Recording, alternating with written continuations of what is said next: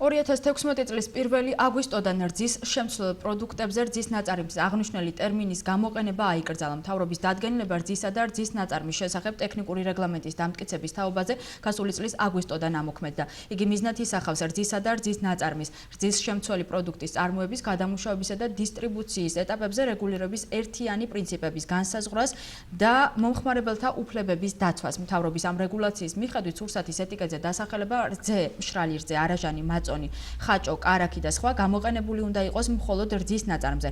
თუ კი რძისა და რძის ნაწარმის შემადგენლობაში დამატებული იქნება მცენარეული ცხიმები, ასეთი სურსათის შეფუთვაზე უნდა დაიწეროს რძის შემცველი პროდუქტი.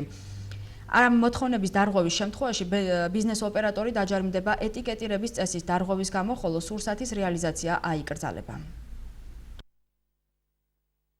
1 აგვისტოდან 2016 წლის 1 აგვისტოდან უკვე იგრძალება ესეთი მსგავსებული დასახელების გამოყენება.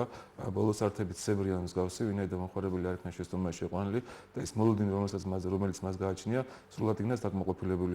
აქედან გამომდინარე, ბაზარზე ამ ტექნიკური რეგლამენტით განსაზღვრული დასახელებით გაიყიდება მხოლოდ რძისგან დამზადებული ნაწარმი, რომელიც არ შეიცავს რძისთვის არადამახასიათებელ კომპონენტებს, ხოლო რძის შემცველი პროდუქტებისათვის უკვე გამოყენებული იქნა ეს აბსოლუტურად განსხვავებული დასახელება და ასევე იგრძალება ცებრის ან მსგავსი